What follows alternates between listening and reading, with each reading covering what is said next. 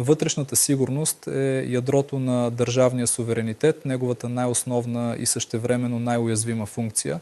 Тя не е просто способността на държавата да предотвратява престъпления, а възможността и да поддържа социален ред чрез легитимна сила. В класическата теория на държавата от Томас Хобс до Макс Вебер, монополът върху принудата е това, което отличава политическата власт от всички други форми на организация. Когато този монопол се разпадне или бъде споделен с нелегитимни актьори, държавата престава да бъде пълноценен субект на реда. Следователно, вътрешната сигурност е неотделима от политическата стабилност. Ни държава, която не може да гарантира живота, собствеността и правата на своите граждани, не може да претендира за легитимност, колкото и ефективни да са нейните институции на хартия. Това е особено видимо в такъв парадокс на силната, но слаба държава. Държави, които поддържат могъщ апарат за принуда, но същевременно търпят високи нива на престъпност и корупция, защото самият апарат е заразен от системна нелегитимност. Вътрешната сигурност може да бъде мислена като динамичен баланс между три нива на ред – правов, социален и морален. Правовият ред осигурява рамката на законността, социалният – предсказуемостта на човешките отношения, моралният – усещането за справедливост. Когато някое от тези нива се разруши, престъпността се превръща не просто в юридическо явление, а в социален симптом.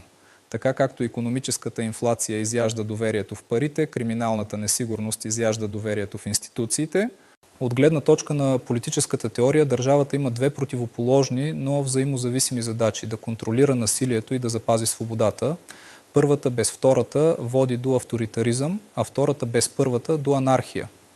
Тъкмо за това вътрешната сигурност трябва да се разглежда не като репресивен инструмент, а като институционален договор между гражданите и властта. Когато гражданите вярват, че държавата използва принудата само в името на закона, те я поддържат. Когато смятат, че принудата служи на частни интереси, те започват да я избягват, да я заобикалят или да я имитират чрез паралелни структури. В този смисъл нивото на престъпност и ефективността на нейния контрол са емпирични индикатори за здравето на обществения договор. Там, където полицията се възприема като справедлива и предсказуема, спазването на закона става доброволно. Там, където тя е корумпирана, насилствена или неефективна, законът губи своята морална сила и гражданите започват да го възприемат като инструмент на произвол. Трите основни категории заплаха за вътрешната сигурност, конвенционалната престъпност, тежката и организираната, представляват различни степени на разпад на социалния контрол. Конвенционалната престъпност е ежедневната патология на обществото. Кражби, нападения, домашно насилие, които отразяват микросоциални дефекти. Бедност, безработица, социална дезинтеграция. Тежката престъпност е вече професионализирана девиация, насочена към системна облага. Измами, финансови злоупотреби, корупционни схеми. Организираната престъпност представлява паралелна властова структура, която навлиза в икономиката, администрацията и политиката, претендирайки за легитимност и монопол върху ресурси. Когато държавата не успее да различи тези три равнища и ги третира по еднакъв начин, тя губи стратегическа дълбочина. Борбата с дребната престъпност чрез брутална сила поражда социален страх. Толерирането на високата престъпност подкопава усещането за справедливост, а неспособността да се овладее организираната престъпност разрушава самия политически фундамент. Следователно, сигурността не е просто въпрос на полиция и наказание, а система на управляемо доверие между гражданите и институциите, която трябва непрекъснато да се възпроизвежда. Корупцията, макар често формално отделена от престъпността, е нейната институционална сянка. Тя представлява форма на частно присвояване на публична власт и следователно е обратната страна на държавността. Колкото по-високи са нивата на корупция, толкова по-малка е способността на държавата да налага законност. От тук проистича и основната политическа закономерност. Корупцията не просто разрушава доверието във властта, тя го заменя с цинизъм, който прави всички опити за реформа изглеждащи лицемерни. В този контекст вътрешната сигурност трябва да се разбира не като статично състояние, а като процес на непрекъснато балансиране между правовост и ефективност. Престъпността и корупцията не могат да бъдат напълно изкоренени, защото са продукт на човешкото поведение, но могат да бъдат ограничени до равнище, при което обществото запазва доверие в институционалния ред. Именно това доверие, а не количеството арести или тежестта на наказанията, е най-точният измерител на вътрешната стабилност на една държава. Когато се изследва политическият риск, показателите за вътрешна сигурност не трябва да се тълкуват механично. Високата престъпност може да съществува в стабилни държави, ако институциите се възприемат като честни и предсказуеми. Ниската престъпност може да съществува в репресивни режими, където страхът замества доверието. Истинската сигурност не е липса на заплаха, а наличие на легитимен ред, способен да устои на заплахата без да разруши собствените си принципи. Именно в тази способност да защитава без да потиска се проявява зрелостта на политическата стабилност. Конвенционалната престъпност представлява първото и най-очевидно измерение на вътрешната несигурност. Тя не е плод на организирана конспирация или мащабна икономическа стратегия, а естествен резултат от социална дезинтеграция. Кражбите, уличните нападения, домашното насилие и дребните измами не просто нарушават закона, те нарушават усещането за ежедневна предсказуемост, без която обществото губи своята психологическа стабилност. Когато човек престане да вярва, че ще се прибере от дома безопасно, държавата вече е изгубила част от своята власт, дори ако формално институциите й продължават да функционират. Социологията разглежда конвенционалната престъпност като огледало на социалната структура. Нейната честота и характер са пряко свързани с неравенството, бедността, демографските дисбаланси и упадъка на местните общности. В общества, където социалната мобилност е ограничена, престъплението често се превръща в алтернативен механизъм за достъп до ресурси и признание. То не е просто икономически акт, а израз на социален протест, при който нарушаването на нормите става форма на утвърждаване на идентичността. В икономическа перспектива конвенционалната престъпност може да бъде разглеждана като функция на неравномерното разпределение на възможностите. Теоретиците на относителната депривация подчертават, че престъпността не нараства просто с бедността, а с усещането за несправедливост, когато хората виждат, че другите живеят по-добре, без видимо основание. В този смисъл държавите с високо социално неравенство и слаба социална политика са по-уязвими към постоянна микровълна от дребни нарушения, които постепенно подкопават доверието в правовия ред. Един от най-важните индикатори за качеството на вътрешната сигурност е ефективността на полицейското присъствие в ежедневната среда. Полицията, разбирана не като наказателен апарат, а като социален посредник, трябва да бъде видима, достъпна и предсказуема. В общества, където гражданите имат личен контакт с полицейските служители, степента на доверие е по-висока, а склонността към дребни престъпления по-ниска. Обратно, когато полицията е дистанцирана и се появява единствено в момент на криза, се създава усещане за отсъствие на държава, което стимулира самопомощни форми на насилие, линчове, квартални отмъщения, саморазправа. Конвенционалната престъпност е също така психологически индикатор за легитимността на държавата. Човек, който нарушава закона, прави това не само заради липса на средства, а защото е изгубил респекта към институционалния ред. Тази загуба рядко е внезапна и тя се натрупва постепенно, когато гражданите виждат, че нарушаването на правилата остава без последици. Там, където престъпленията не се наказват, спазването на закона се превръща в наивност, а не в морално задължение. Вътрешната сигурност изисква симетрия между превенция и санкция.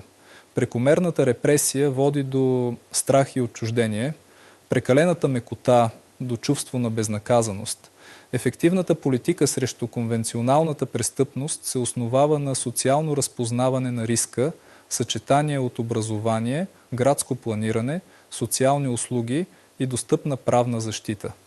В този смисъл полицейската работа не може да бъде отделена от социалната политика. Те са две страни на едно и също усилие за възстановяване на предсказуемостта. Особено показателен пример е връзката между урбанизацията и престъпността. Градът, като концентрация на ресурси и анонимност, поражда възможности за престъпление, но и за социален контрол. Теорията на и разбитите прозорци, Уилсън и Келинг, 1982 година, показва, че когато дребните нарушения, графити, вандализъм, дребни кражби останат без реакция, те създават атмосфера на безредие, която насърчава по-тежки престъпления. Това не е аргумент за репресия, а за символно присъствие на държавата в ежедневния живот. Чисти улици, осветени пространства, ясни правила. Превенцията на конвенционалната престъпност, следователно, е не само полицейска, а социална инвестиция. Тя изисква образование, интеграция на маргинализирани групи, достъп до труд и културна принадлежност. Когато хората се чувстват включени, те престават да бъдат потенциална заплаха. Когато са изолирани, престъплението се превръща във форма на участие в обществото по пътя на разрушението. Затова политическата стабилност трябва да бъде оценявана не само по нивото на престъпност, а по качеството на социалните връзки, които възпират престъпното поведение. Конвенционалната престъпност е винаги симптом на нещо по-дълбоко – разпада на общностния морал. Борбата с нея започва не в полицейския участък, а в училището, квартала, местната общност. Там, където общността е силна, държавата има партньор в поддържането на реда. Там, където тя отсъства, властта остава сама срещу хаоса и обикновенно губи. Тежката престъпност представлява преходен етап между индивидуалното нарушение и институционализираното беззаконие. Тя се различава от конвенционалната не по мотивите, а по мащаба и рационалността на действията. Докато дребният престъпник реагира на непосредствена нужда, извършителят на тежки престъпления действа с планиране, изчисление и стратегия. Това я прави не само по-опасна, но и по-показателна за състоянието на обществото. Защото там, където престъплението изисква дългосрочна подготовка, то не може да съществува без структурна толерантност, празнини в контрола, слабости в съдебната система, корупционни канали, икономически стимули. В тази категория попадат престъпленията, които разклащат доверието в самия ред, а не само го нарушават. Финансови измами, корупция на висши длъжности, злоупотреби с служебно положение, контрабанда, пране на пари, злоупотреба с обществени поръчки. Те функционират на границата между легалното и нелегалното, използвайки механизмите на закона, за да го подкопаят отвътре. Тежката престъпност е не просто нарушение на правилата, а злоупотреба с институционално доверие. Икономическата рационалност на тези престъпления ги прави трудни за обществено осъждане. За разлика от обикновения крадец, който се противопоставя на реда открито, белите якички се движат в рамките на системата и използват закони, договори, банкови сметки, офшорни зони. Тази сива зона между законност и безнаказаност поражда нов тип морална амбивалентност. Престъплението престава да изглежда като девиация и започва да се възприема като умение да се оцелява. В този момент държавата губи моралната си монета, хората престават да вярват, че почтеността е рационален избор. Психологическият ефект на тежката престъпност е разпад на общественото чувство за справедливост. Гражданите виждат, че усилието не се възнаграждава, че законът се огъва за силните и че самата власт може да бъде купена. Това поражда онова, което социолозите наричат култура на цинизма. Убеждението, че всички са еднакво виновни, следователно никой не е виновен. Така корупцията се превръща от морална патология в социална норма, а държавата от арбитър в участник в играта. Тежката престъпност има икономическо измерение, което я прави структурен риск. Тя деформира пазарната конкуренция, насърчава монополи, обезкуражава инвестиции, източва публични ресурси. При висока корупция капиталът не се насочва към производителни дейности, а към политическо посредничество, подкупи, лобизъм, купуване на влияние. Така икономиката се превръща в мрежа от зависимости, в която успехът зависи не от иновация, а от достъп до власт. Резултатът е паразитна икономика, в която стойността се създава не чрез труд, а чрез приближеност.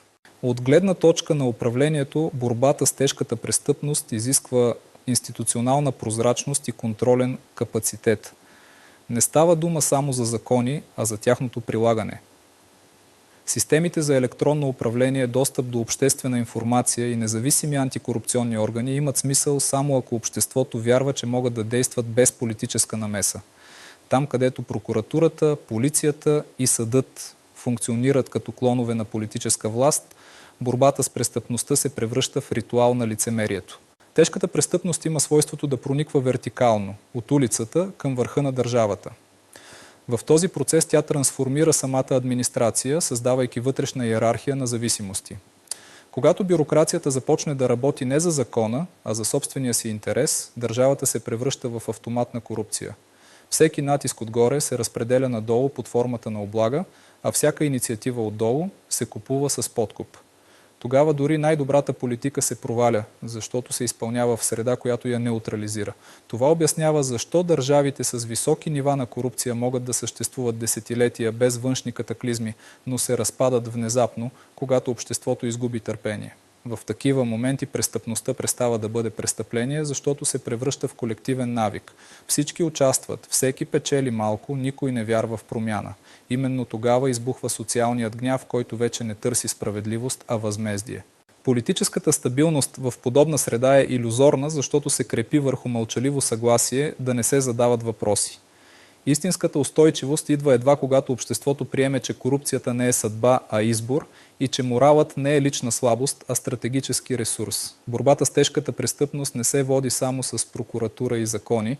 Тя изисква възстановяване на моралния център на държавата, който прави законността не просто задължение, а смисъл. В крайна сметка тежката престъпност е огледало на държавното управление. Колкото по-сложни и непрозрачни са институциите, толкова по-лесно те се използват за частна изгода. Превенцията не е в повече контрол, а в опростяване на процедурите, прозрачност на решенията и отговорност на властта пред гражданите, защото престъплението, което се планира, изисква среда, в която човек може да се скрие, а най-доброто средство срещу сянката е светлината. Организираната престъпност представлява най-високата форма на ерозия на държавността, защото вече не просто нарушава реда, а конкурира държавата в самите й функции. Ако конвенционалната престъпност е симптом на социална болест, а тежката на институционална деградация, то организираната престъпност е метастаза на властта. Тя възниква там, където политическата и икономическата система губят контрол върху ресурсите, териториите и насилието.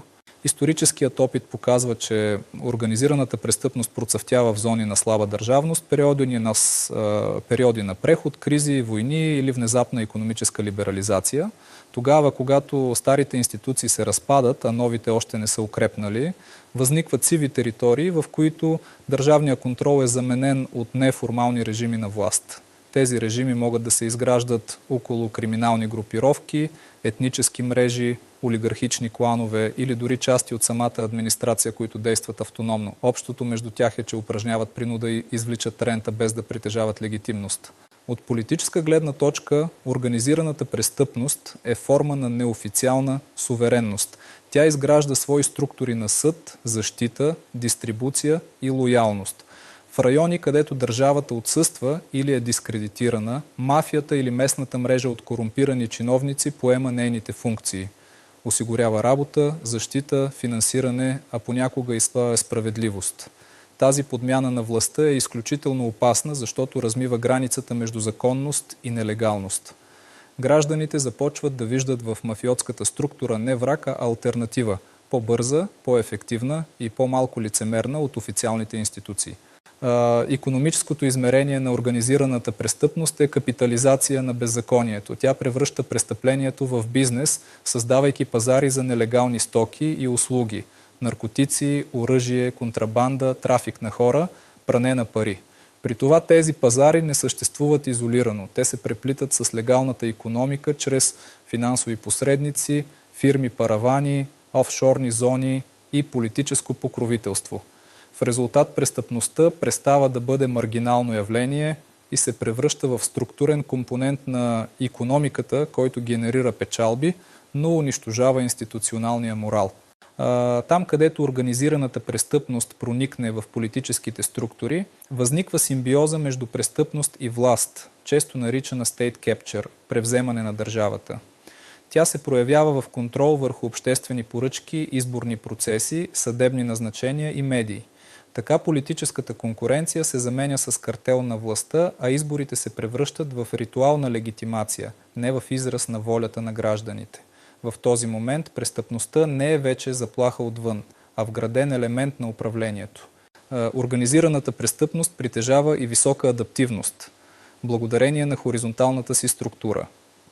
Тя действа като мрежа, а не като иерархия, използвайки гъвкави съюзи, дигитални технологии и международни канали. В съвременната епоха класическата мафия е заменена от глобални хибридни мрежи, които комбинират легални и нелегални дейности, търговия, финанси, криптовалути, киберпрестъпления. Така организираната престъпност придобива транснационален характер, изискващ координирани международни политики и обмен на разузнавателна информация. От гледна точка на вътрешната сигурност, борбата с тези структури не може да се води само с полицейски средства. Необходимо е разрушаване на техния социален капитал, мрежите от лоялност, страх и икономическа зависимост. Това означава инвестиции в местно развитие, образование, правна достъпност и социална мобилност. Там, където държавата създава възможности, престъпността губи легитимност. Но когато държавата отсъства, мафията се превръща в социална държава от сянка. Организираната престъпност е също така индикатор за качеството на върховенството на закона. Когато тя процъфтява, това означава, че съдебната система не е независима, а контролираните институции не могат да действат срещу силните на деня. В такива случаи дори международният натиск има ограничен ефект, ако вътрешното обществено мнение е апатично. Реалната устойчивост се постига едва когато гражданите осъзнаят, че борбата срещу престъпността не е въпрос на морална поза, а условие за тяхното собствено достоинство и сигурност. Политическата стабилност се руши, когато хората започнат да вярват, че властта и престъпността са две лица на една и съща система. Тогава не само държавата, но и самата идея за справедливост губи смисъл. За да възстанови легитимността си, държавата трябва да демонстрира реална воля за правосъдие, дори когато това засяга нейните собствени елити. Без това усилие всички стратегии, закони и реформи остават декоративни. Истинската борба с организираната престъпност започва не в полицейските акции, а в етичното възстановяване на публичната власт. В убеждението, че законът е по-висок от интереса и че сигурността не е услуга, а общо благо.